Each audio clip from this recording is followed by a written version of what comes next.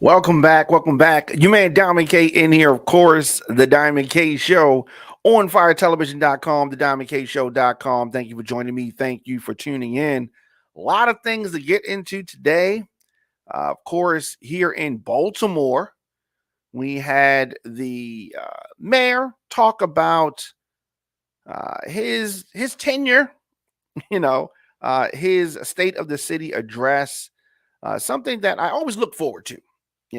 Whether it's the president, whether it's the governor, whether it is the mayor, whether it's the principal of the school. I like to hear people, um, you know, evaluate their job, evaluate where they are. And sometimes folks are delusional. Sometimes folks are over optimistic in their assessment and such. So Mayor Brandon Scott delivered this annual State of the City address this afternoon. Now, this comes at a time when City Hall is just reopening to the public on Monday. The City Council hosted the first public in-person meeting in over 2 years. So for 2 years, obviously the pandemic changed a lot of things. So City Hall is getting back to normal. The mayor, Brandon Scott, started his address by paying tribute to Baltimore's first responders and public safety workers who died in the line of duty. There was a moment of silence for those, uh, you know, um, fallen officers and community workers and the such. And so that was a good thing. And it kind of set the tone for where things would go. Uh, Mayor Scott said that his administration is changing the way city government operates. Now, I don't see a lot of changes. I don't. But I mean, maybe that doesn't mean that changes aren't taking place, and maybe it takes time for it to filter through. And that's why we need the public officials to kind of outline, highlight what these accomplishments are, these changes are. Mayor Scott said this: Baltimore, let's be honest. When I came into office, city government was broken and rotten to the core. From years of dysfunction and turmoil and misplaced focus, we had to start from scratch and build new systems from the foundation up. No longer putting new windows on a house with no roof, but together we're paving a new path forward for our city, and the proof of that is evident. We are resilient, the mayor said. We are proud, and we will win against all odds. So, the words, they sounded good. They sounded good. Now, let's dive into that a little bit. So, the mayor said that when he came into office, city government was broken.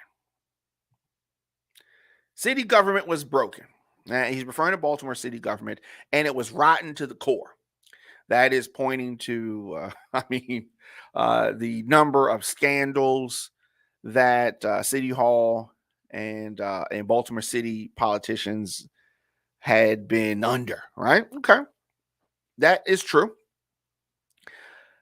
From years of dysfunction to turmoil and misplaced focus. Focus. The word focus is an important word.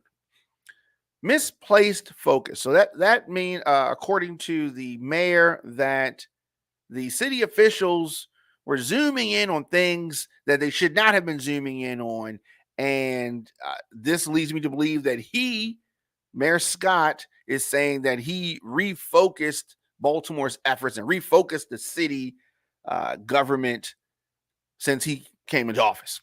He said, no longer putting new windows on a house with no roof, right? So you know how ridiculous that is. Putting windows and then the roof is not there.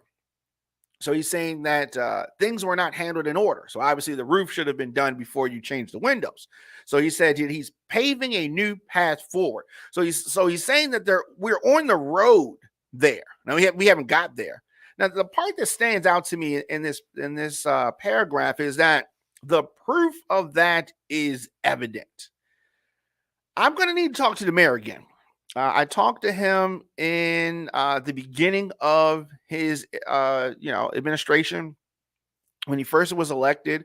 I talked to him on election day, and I've spoken with him after he was elected. And I don't know how evident. Now, I was thinking that he was going to put a lot of things into, well, it was the pandemic. We couldn't do this. We couldn't do that. And I was thinking there. I didn't think that he was going to present a case, the mayor. I didn't think he was going to present a case of, you can see how much stuff that we've gotten done and all the work that we put in. I don't know. I don't know, Mr. Scott, if I see that.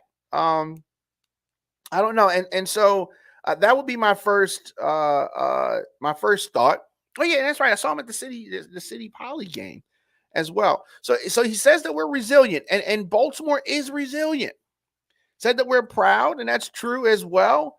And we will win against all odds. I believe all of that. I believe all of that. Now, what has to happen is the mayor has to be transparent. He has to be transparent. He cannot just gloss over things because depending on who you ask, things are worse now than ever, depending on who you ask, right? Now, for the mayor to say that city government was broken and rotten to the core and there was dysfunction and turmoil prior, but now that he's, I guess, insinuating that these things don't exist anymore, I don't know if I see that the same way. I don't know if I see that the same way. If you see it differently, by all means, let me know. So he spoke about the impact of COVID-19. It's hard to get around talking about that. He spoke about it and talked about city services and healthcare workers and how they haven't been getting the kudos that they deserve. Much of this address was dedicated to public safety. Public safety, and the mayor called reimagined policing strategy. Reimagined. I don't see anything any different than what, just if you close your eyes and say that the mayor is Stephanie Rollins Blake or Sheila Dixon or, take your pick, Catherine Pugh, Jack Young. What's different now than before? I don't see any difference. And, folks in Baltimore are going to need to hear more than good words. This was a great speech. I thought it was a great speech. It was a very positive speech. How positive are things right now? When we talk about crime, do you feel safer now than you felt 3 years ago? Or do you feel the same? Or do you feel worse? I don't know how many people can say they feel safer. I don't know. So another point of the speech, the mayor says, I want to commend the entire BPD, that's the Baltimore Police Department, for serving our residents to make Baltimore a safer place every single day. All right. I don't have a problem with that. I don't have a problem with thanking the police officers for their service. Okay. Mayor goes on. If we continue with the status quo, we will continue to get stat quo results. So he's acknowledging that nothing has changed there. In the next sentence, he's acknowledging by saying, if we continue with the stat quo, which means we've been doing that, right? He said, we don't change things, things are going to stay the same. What have we changed exactly? What have we changed exactly? So the mayor says, that is why we are doing the work to ensure that police resources are being used effectively and constitutionally. Yeah, we want to make sure that that happens. So, what work is being done to ensure that resources are being used effectively and constitutionally? I would like for him to have expanded on that. I mean, I hear about the initiatives and we're going to do this, we're going to do a modern version of that. Well, what are those versions? Let's get into the devil's in the details. And while this was a very nice, fluffy speech, it was very, very slim in details. Folks need details, right? Says that we have developed several initiatives that are part of our strategy to reimagine policing. Reimagine. When you say reimagine, it just has me thinking like you thought of something, but it hasn't exactly happened. It's a great idea, but we're not actually doing it, right? Which shows me that nothing's changing. We're talking about change, right? We're talking about change. And understand this. Mayor Scott went into a position that is difficult, right? This isn't easy. This is not an easy job because to his point that how he opened talking about the dysfunction and the turmoil that is Baltimore politics. That's a real thing. It's a real thing. So I'm not trying to minimize the magnitude of this job, but what folks need, because in a few years he's going to be asking folks to reelect him, right? In 2 years he's going to be asking folks for their votes again, and folks are going to want details as to what you actually did, right? You can't just say we're reimagining the police. What, you're just having a dream about it? You got a whiteboard, you're just writing down some ideas.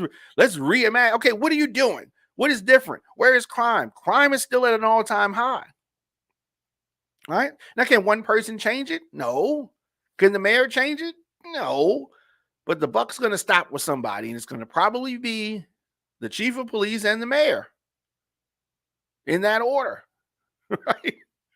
So he says that they've developed several initiatives that are part of our strategy to reimagine policing. These are all changes that our residents have told us they want to see as we move closer to creating a safer future for Baltimore. So basically, what I took from that is that the residents actually gave them the ideas, and we're trying to move closer to creating a safer future, right? Moving closer, taking another step to get there, right? Where it's not safe yet, right? And we're not even saying that we're trying to make it safe now. We're moving closer to creating a safer Baltimore, right? So what he's going to do a couple years from now is say that we need to reelect him in order for him to implement what has been reimagined. What we have reimagined, according to the mayor, I'm going to need another term to try to do some of these things. So he says that our reimagining policing strategy will allow us to modernize policing and transform Baltimore's police department into a world-class law enforcement agency. Okay, so the Freddie Gray debacle that didn't force us to modernize policing. What does modernize policing mean? How about body cameras? Wait, we already have body cameras, right? I mean, GPS. Wait, we already have GPS. Y'all wanted new cars? Wait, we already got some new cars, right? What does he mean by modernizing policing, right? What is he really going to do? What I would want here, details, right? The reason why he's not giving us the details is because there are none, right? There's nothing that he can outline that's more modern. I mean, we got a tracker, you know what I mean? We got a couple spreadsheets. We're going to use an app. Like, what are you going to do? Tell the people what you're going to do, because you're going to come around in 2 years and say, reelect me, reelect me. And are we going to get the details then? No, we're not going to get the details then either. You're going to kick the can down the road. I just don't agree with this strategy, right? I love the speech. It's missing some things though.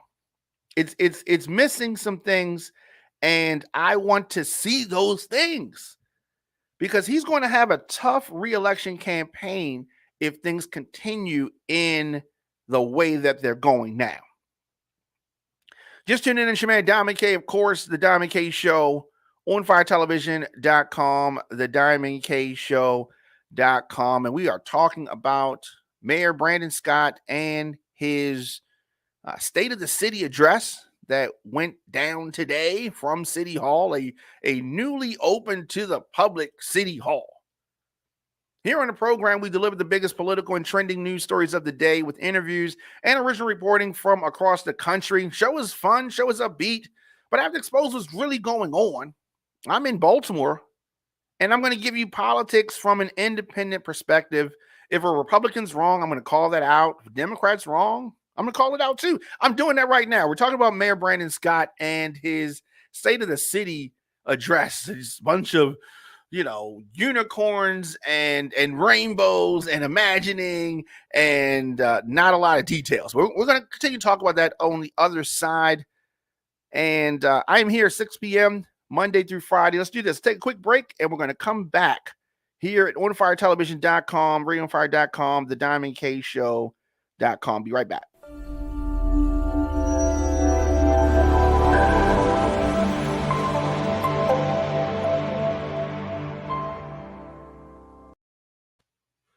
Welcome back. The legendary Lifestyle Cafe is a community-based wellness space driven by local business partnerships and provides health-conscious food and products. Located at 1301 North Broadway in Baltimore, Maryland, the legendary Lifestyle Cafe is open from 8 a.m. to 6 p.m. Check out what they have: plant-based food, cold-pressed juice, wellness products like sage, crystals, organic loose herbs, and more. They have apparel, and there's plenty of educational resources. If you need a space to meet or work, they have Wi-Fi. Check out the legendary Lifestyle Cafe. Delivery is available. Check them out on social media at Legendary Lifestyle Cafe, or visit legendarylifestylecafe.com. So on the other side, I'm talking about the mayor, Brandon Scott, and his State of the City address. And, like I said, I thought it was a great speech, right? But if we're talking about what's been done, we're talking about what you have done thus far in these 2 years, right? It was a whole lot of fluff. And today, with inflation what it is, when crime is what it is, folks need details. We need details. When you're at your job and it is time for your evaluation, right? And you say, look, I want to raise, and they're going down your evaluation. Okay, what you've done for the last year, and they pull out your write-ups, pull out your tardies, what do you call it, tardies, your latenesses, right? They pull up all this stuff, and you'll say, well, on leadership, I got a 5, and on the dress code, I got a 5, and helping people, I got a 5. And they're gonna want to know, give me examples. Give me examples of why you have a 5. Do you have something to point to? Can you give me an example? No, I just think I should get it, right? That's what the mayor is doing right here. Give me an example of this reimagined policing strategy. Not just words, you want to modernize policing. No, what does that mean? Of course, I know what modernize means, but give me an example of how that has happened in the last 2 years under Mayor Brandon Scott. I'll wait. I'll wait. Do I have to wait 2 years? Because I don't know. And if I don't know, the average person doesn't know. So the mayor needs to tell us. And the time when he was supposed to do that is his State of the City address, which it didn't happen because he didn't give us details. Now, when he was talking about the police officers and the activists that were lost in the line of duty, he gave us those names, right? He gave us details then. He gave us details because he had details. People that passed away in the line of work, their names were read because they had examples of the fallen workers. Give us examples, Mr. Scott, Mayor Scott, but he did not. So the mayor pointed to some progress in getting violent offenders off the streets. Okay. Now, if violent offenders have been taken off the streets, okay, but I mean, to me, it just sounds like a bunch of words and numbers. The mayor cited 363 gun arrests, the recovery of 573 guns, including 142 guns used in violent crimes and 113 ghost guns. All right, I've been talking for the last 20 minutes about details, and those are details, I suppose. But to me, it just rings hollow. It just rings hollow. It just sound like numbers that you just took out the clear blue sky. You know what I mean? The mayor said that the Warrant Apprehension Task Force has served 810 warrants to date for violent crimes, including murder, attempted rape, carjackings, and armed robbery. He's trying to make you all feel safe. Do you feel safe? Because the mayor's throwing a bunch of numbers at us, and it just rings hollow.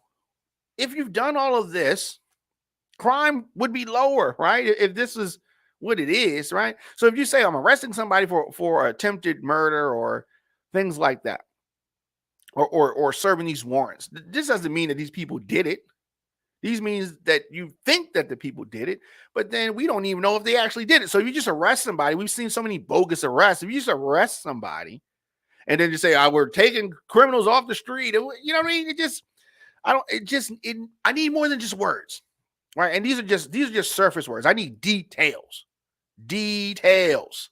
So the mayor said, he continues this, and I don't want people to think I'm nitpicking. I like the mayor, right? I want the mayor to be successful. And I think that his heart and his intentions are in the right place, right?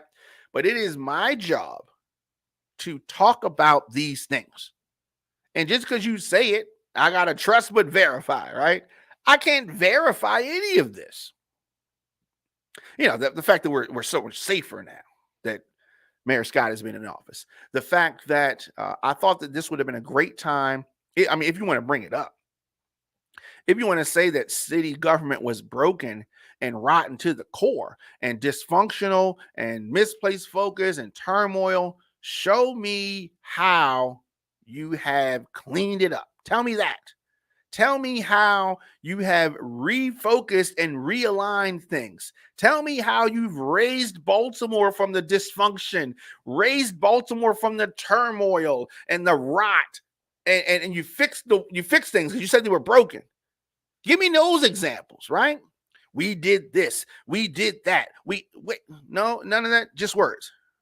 Well, he did name the heroes that died. But that's not going to cut it. That we need more than that.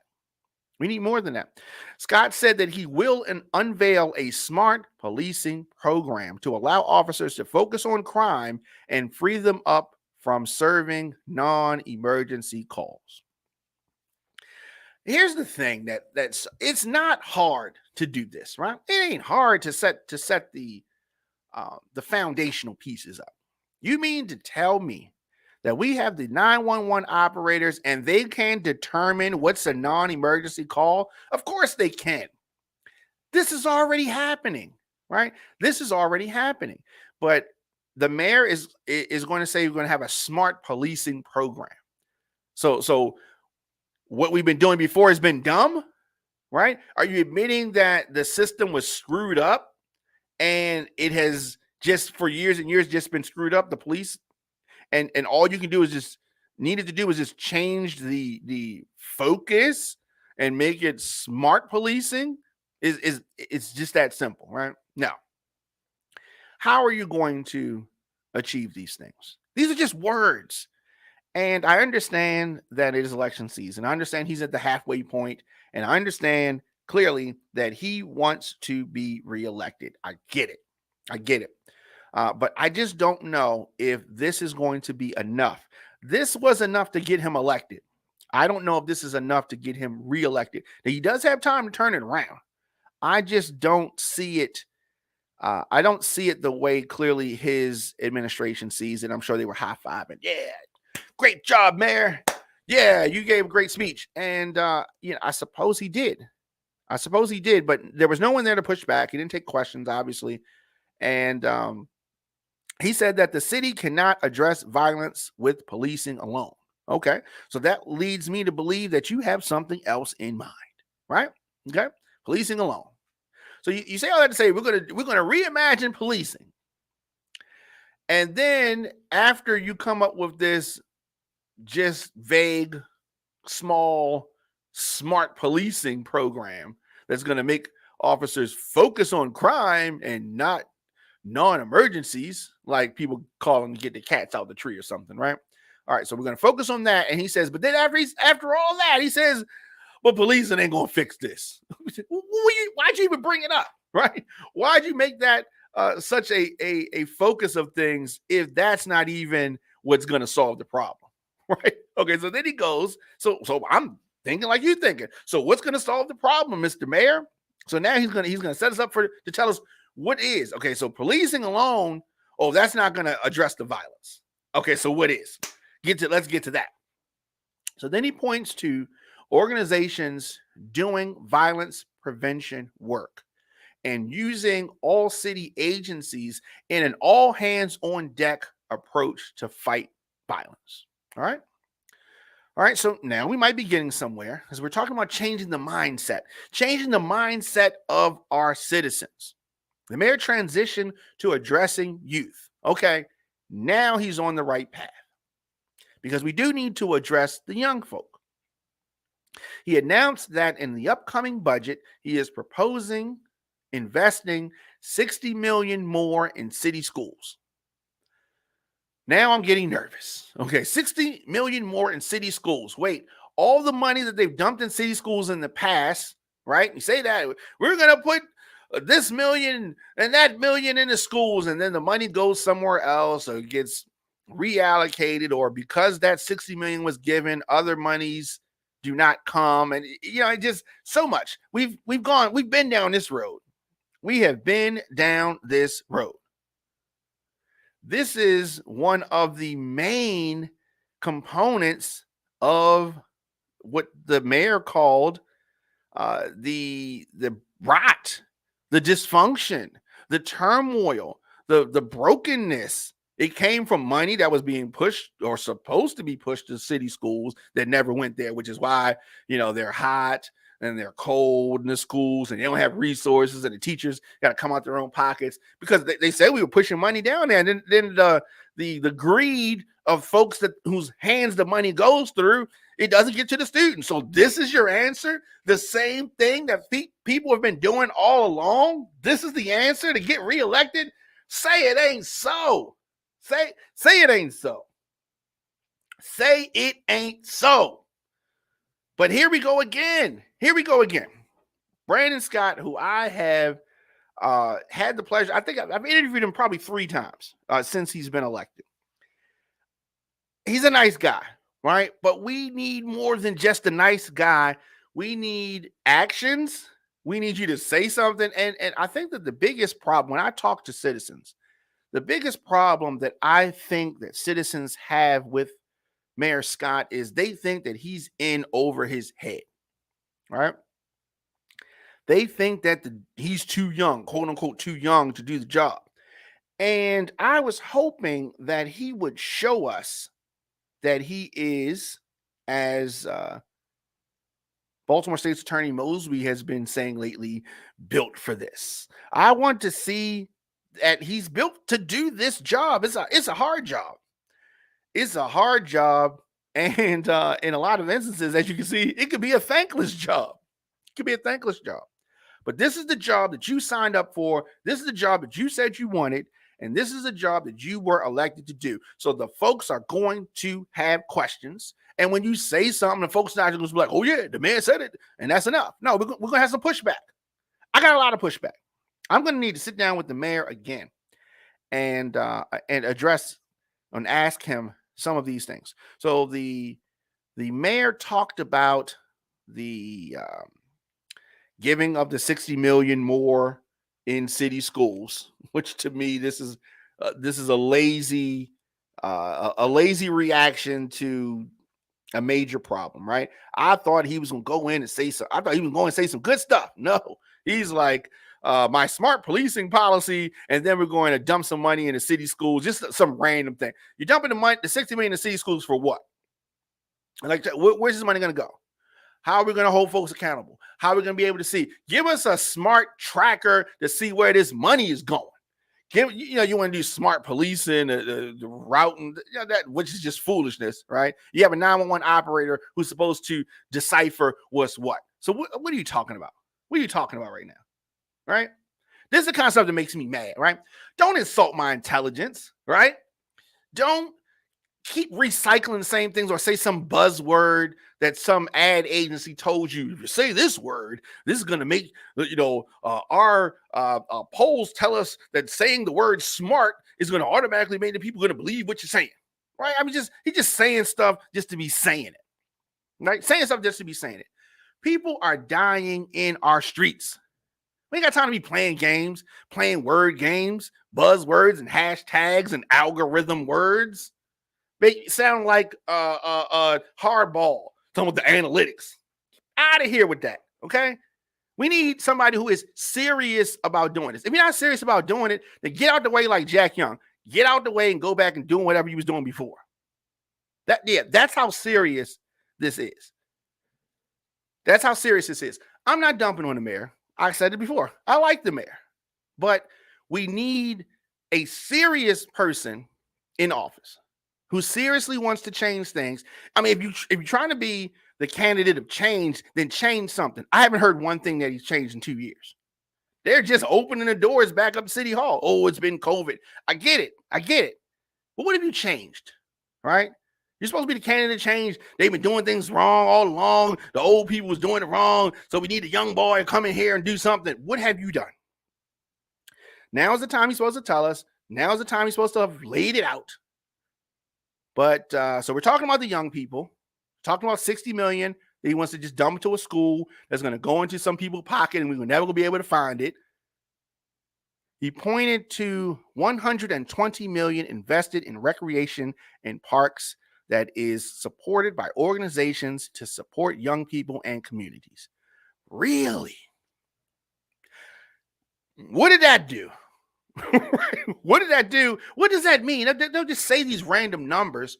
And it reminds me of the Democrats trying to pass Biden's bills, right? And they just throw these big numbers out and then wonder why people don't get excited about it. They just focus on the number and not what it does. And people just, okay, like folks have it hard. And you start talking about these millions of dollars for this and millions of dollars for that. And just, they don't even understand what are you saying. It just kind of just gets lost in the translation. Just lost in the translation. And then, he's sitting amongst other politicians and he's saying stuff, say these numbers and these buzzwords. And they're like, oh, ooh, yeah, mayor. Woo, yeah. But I was home. Actually, I was downtown. I was a couple blocks from City Hall. And I'm watching him say these things. And I'm not clapping. I'm not, ooh, mayor. I'm just like shaking my head like, wow. If he continues on this track, he's going to be really vulnerable when re-election time comes. He's already vulnerable, right? Because he's young. If a focused, that's that word again, focused. If a focused, serious politician that knows how to communicate can come along and push back on some of the things that he said just in this speech alone, you may have a serious contender depending on how much money they have, right? I want him to get this together because I want the city to win. I do. I want the mayor to win because if the mayor's successful, assumably, Baltimore will be successful. So the mayor says that we want to ensure that every young person that wants to work doesn't miss the opportunity to do so. All right. So we're going to see about that. So new announcements came in the mayor's address, including the Charm City Circular will come to Cherry Hill. That's a good thing for the folks in that area. Baltimore businessman David Bramble will bring private investment to revitalize Harbor Place. Additionally, the mayor announced the Inner Harbor Visitor Center will open for the first time since the start of the pandemic. All right. The mayor said that the city is working to improve the water system and making water bills more affordable. You want to do some work in Baltimore? You, you need to fix that. Definitely. That should be like number one on his priority list. But this is not about helping the citizens first. Like citizens, the actual citizens, we way down on the list of people to be helped. And that is one of the many things that frustrates people about politics. The actual everyday man and woman, way down on the list. We're way down on the list. There's so many fundamental things that are wrong. So many. So the mayor said that they're working to improve the water system. What does that mean exactly? Making bills more affordable. You're going to charge us more for other things and bring the water bill down? What are you saying? Tell us more. He said that the annual water rate increases of 9% or more are history, with the new water rate increases for the next 3 years at an average of 3.2%. I don't know. I guess he thought, the mayor, we supposed to be excited about that. Oh, yeah. What are you even saying? Right? The infrastructure in this town is old. You want to talk about dysfunction? Our infrastructure, fix the streets. Like there's so many simple things that can be done instead of all these millions that you're just going to throw into some little hole and say that it was for Baltimore City schools. Fix the roads, fools. What are we talking about? Fix the roads. Fix the infrastructure. Do something that we can actually see instead of this foolishness. When it comes to developing the city's neighborhoods, if they do things that the people can actually see, then we can see some progress. Then we can quantify some of the things that you're saying. Otherwise, you're just saying words. The mayor announced $500,000 to incentivize more Black and brown families to return to and stay in the city. You want to do that, make it safer, and fix it up. It looks like crap right now. It looks like pure D crap. Additionally, $39 million will be used to reduce the number of vacant buildings. So that means that they're going to be knocking down some more buildings and growing some grass, right? I don't know. As much as I thought that the speech was a good speech, it's a cool speech, I also feel that it was missing so much. So much by the way of details, so much by the way of true change, so much, missing so much. And I can't be the only person to see that, right? So let me know your thoughts in the comment section. Instagram, Facebook, Twitter, or LinkedIn, TikTok at The Diamond K Show, at On Fire Television. And we're going to take a quick break. I'm going to come back and we're going to talk about Marilyn Mosby, her trial, and all of that kind of stuff. I'm going to take a quick break and we'll be back right after this.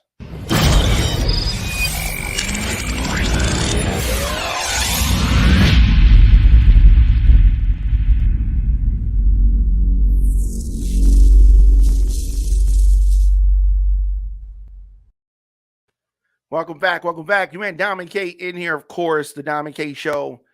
Weekdays, 6 p.m. on firetelevision.com, youtube.com/DJ Diamond K, the Diamond K Show.com. So in February, it's been that long. She had some indictment charges, right? She has enemies and they are coming for her. Baltimore City State's Attorney Marilyn Mosby requested a speedy trial. She said that I am innocent. I ain't trying to play no games with these people. Let's get this trial done and let's get it out the way. Boom. That's what she said then. Last week, Friday to be exact, court documents showed that she wanted to postpone the trial till September. She was like, we're not quite ready yet. On second thought, let me push this back some. So a new date has been granted. She will be able to push this back until September. The change was made at the request of the defense and for good cause shown. So she proved and showed that it was necessary, needed for her to get this postponement, and she got it. Cool. Her attorney, A. Scott Bolden, alleges that the U.S. Attorney's Office is engaged in a rolling production. Now, this production does not allow his client enough time to start the trial in May. New trial date is September the 19th. So September the 19th, that's after the primary, but it is still before the general election. So in January, the federal grand jury returned the indictment charging that Mosby made false mortgage applications, perjury related to the 2020 purchase of 2 vacation homes in Florida. The new trial date is actually exactly 2 months after the July 19th primary election. Mosby has not filed to run for a second term. I believe that she will, right? I believe that she will, and she should run. But ironically, Mosby would face the same opponents that she defeated in 2018, right? Through Vignaraja, Ivan Bates, and Roya Hanna remains on the ballot, but she announced last month that she would withdraw from the primary and run as an independent candidate in November. So what the whole thought process there is that you have these Democrat front runners that are on the ballot. Her withdrawing and then running as an independent candidate will allow her to get presumably some Republican votes, presumably some Democratic votes, presumably some undecideds, and it will allow her more time to run because she has less money to work with, according to filings, than her opponents. And so this will give her more time in the field. So that's what she's going to do. So that's interesting. We'll see how that goes. U.S. District Court judge who issued the postponement order also scheduled hearings to discuss some pretrial motions for 1 week from Thursday, so April 14th, and September 14th. So this trial is coming. It is just not coming yet. Let me know your thoughts in the comment section. Instagram, Facebook, Twitter, LinkedIn, TikTok, at The Dom and K Show, of course, On Fire Television, onfiretelevision.com. We talked about the harbor, right? And Harbor Place. For folks that visit the city, this is like a big deal for them. And there was an announcement this afternoon that Baltimore-based developer MCB Real Estate joined with Mayor Brandon Scott, Senate President Bill Ferguson, and other Baltimore leaders. They have an agreement to acquire Harbor Place pending this court approval. It said that Harbor Place is Baltimore's front porch, first and foremost, and a destination location for residents of the city and the surrounding region, right? The level of disinvestment and disrepair that has happened to one of our city's crown jewels has been heartbreaking for me and so many others, Dave Bramble said. MCB is incredibly excited to launch the largest community engagement process in the history of Baltimore and attract new investment to the city. We will reinvent and reimagine, there's that word again, reimagine Harbor Place as a modern gathering location that is awe-inspiring and authentically Baltimore. So we'll see what happens. A new chapter for Harbor Place. Harbor Place first opened in 1980 as a national landmark, a first of its kind waterfront mall, replacing a historically industrial area with restaurants and shopping. The opening of Harbor Place marked a renaissance for downtown Baltimore, bringing residents and tourists by the thousands to Baltimore's waterfront for over 2 decades. If you're old enough to remember, in the 1970s, another son of West Baltimore, William Donald Schaefer, had a vision for what this part of Baltimore could be with some investment and some hard work. We're going to see if this is going to be a great outcome for the city and for the residents. I am interested to see how this pans out. I don't know what's going to happen exactly, but I'm hopeful, and I hope that it works out. Let's do this. Take a quick break, and we'll come back. We got a couple more stories to get into.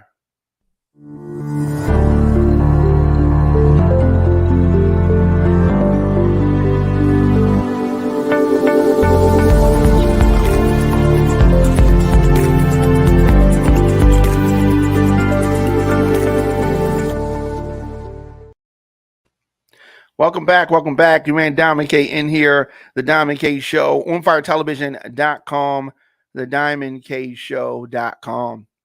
It does not seem like it's been that long, but it has been quite some time since former President Barack Obama has been to the White House. But he returned there today to promote the Affordable Care Act, like the good old days. President returns, and that charisma, he still has that charisma that so many people liked and opponents, I guess, disliked. But the return of President Obama to the White House for the first time marks a point. Democrats are looking ahead to the midterm elections. The midterm elections could be a referendum on Biden. Could be, right? But when former President Obama walked into the White House today, it was the first time since he welcomed then President-elect Donald Trump for coffee on the morning of Trump's inauguration. Now, I know you did not expect that President Obama would come through the White House when Trump was there. But there was a friendly greeting, a very awkward handoff of a blue Tiffany's box that Trump had brought as a gift, and all of that debacle. Trump was just, I don't know, no class. School on a Sunday morning, right?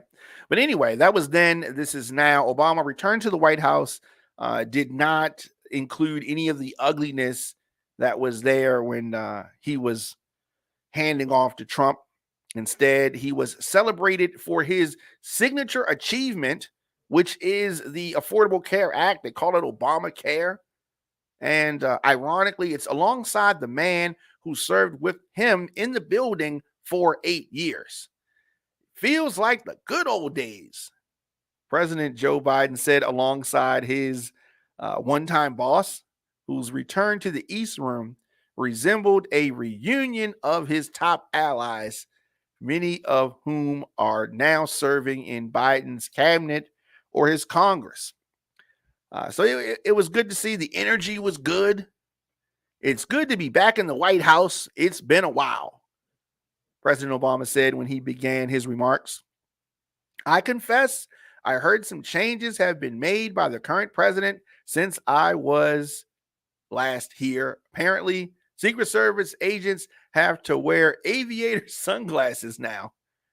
The Navy mess has been replaced by a Baskin and Robbins, and there's a cat running around. Of course, President Obama, a lot of humor, and he began his speech by addressing his host as Vice President Biden before quickly correcting himself. That was a joke, he exclaimed, and walked over to President Biden, gave him a hug. That was all a setup. My president, Joe Biden. It's that type of humor that is very welcome. Whenever you have the most powerful person in the world. I think that a healthy dose of humor always comes in handy. All right. So President Biden and former President Obama were announcing steps the White House say will make health care more affordable, including closing a loophole that prevents millions of Americans from qualifying for subsidies. Still, that took more than a year for Biden to welcome his former boss to the White House, reflects on his, I guess, desire to stake out his own presidency and get from behind the shadow of former President Obama. Even though the timing of the visit makes clear he is not opposed to seeking help, as Democrats brace for a very tough midterm election season. We have talked about it. This is not going to be an easy one. Democrats are historically soft. Progress feels way too slow. Victories are often incomplete, he said, citing the health law as an example of persistence in governing. Persistence is important.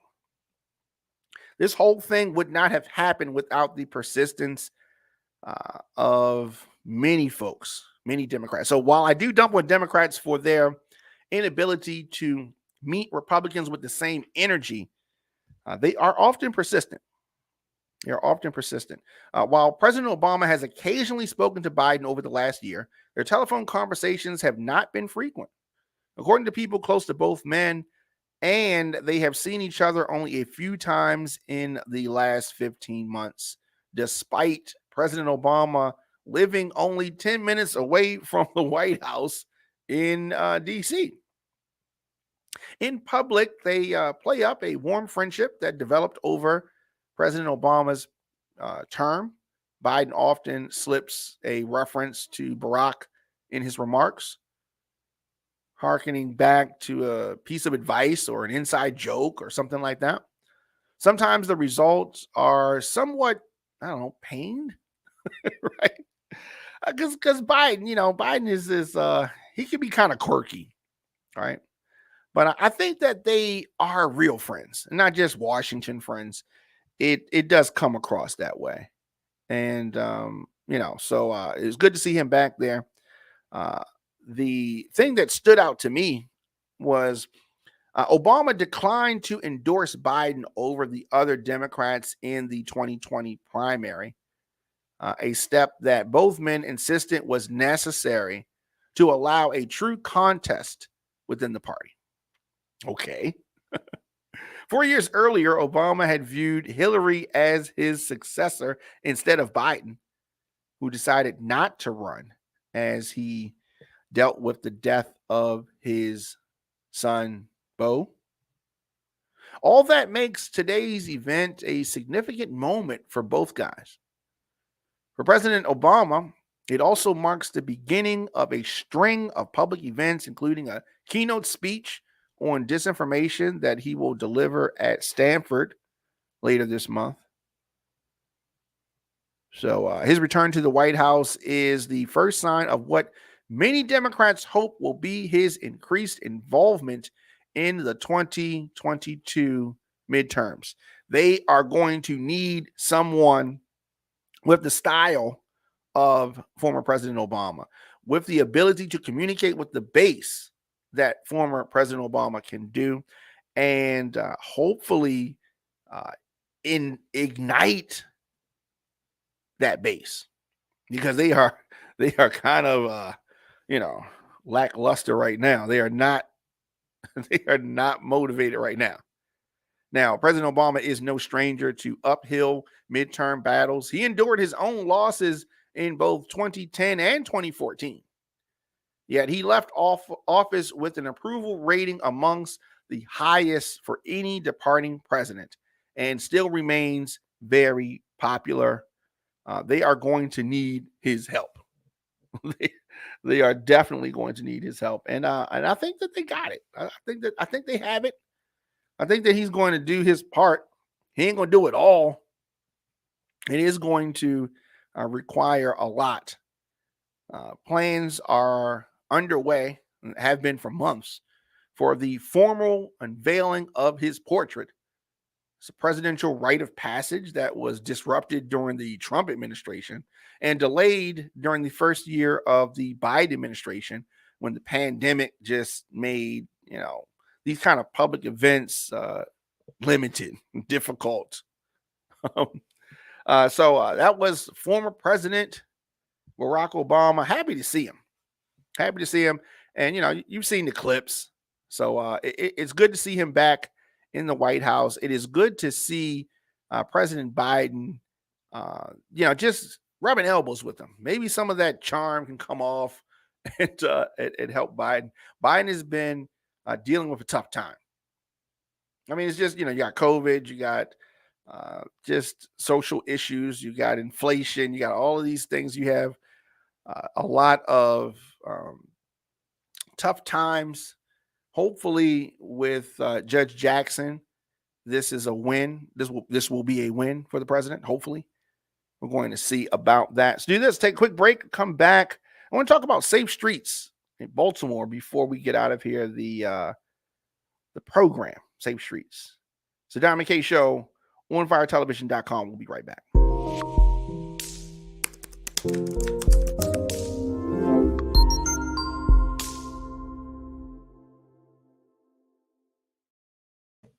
Welcome back. Welcome back. Your man Don McKay in here. Of course, the Don McKay Show on Fire Television, OnFireTelevision.com. So in Baltimore, they have a program called Safe Streets, right? Safe Streets. So the city agency that oversees Safe Streets said that certain parts of Baltimore have seen a reduction in violence, but others have not, right? So Shantae Jackson is the director of the Mayor's Office of Neighborhood Safety and Engagement. And she was on WBAL and she talked a little bit about it.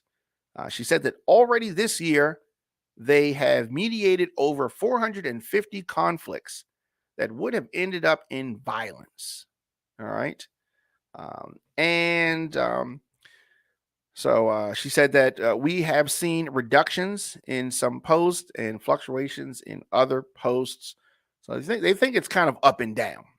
Jackson said that Safe Streets operates in a small number of places throughout the city, totaling 10 locations in Baltimore. We also saw Cherry Hill, one of our longest held positions, have impacts on homicide and non-fatal shootings 3 times since they've been around. The city is putting millions more into Safe Streets. And as a result, the American Rescue Plan funding made some of that possible. So you have all of these, programs like Safe Streets, and there are others. Do these things help? All right. I mean, they are loudly touted, and I hope that they help. But what it is essentially is an evidence-based violence prevention and interruption program that works to reduce shootings and homicides in high violence areas. So yes, it is something that is needed.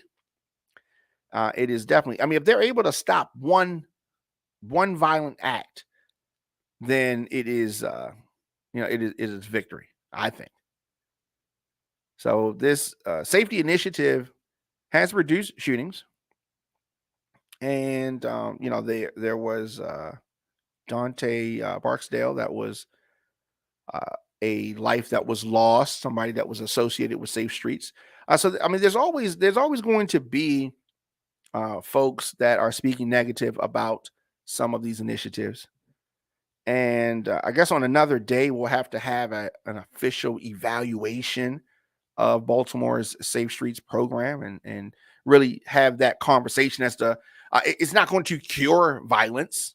It's not going to stop everything. But it has come a long way since it was initially launched in McElderly Park, East Baltimore, right? So I just want to take a moment to talk about it, highlight it, and they have I think a good logo, good message. Stop shooting, start living, safe streets. This has been the Diamond K Show. Of course, I will be back here tomorrow, 6 p.m. Anytime you miss any episodes of the show, you can check it out on demand, anywhere you get your podcast. The WRF Radio app, make sure you download that. Apple Podcasts, Spotify, Stitcher, iHeartRadio, Google Podcasts, youtube.com/DJ Diamond K, the DiamondKShow.com, OnFireTelevision.com, RadioOnFire.com. I'm going to be back here tomorrow. And if you need to get in touch with me, djdiamondk@gmail.com. I have a new song dropping on all streaming platforms this Friday, April the 8th. It's called Was This Your Year? So check that out, stream that, and I will see you guys tomorrow.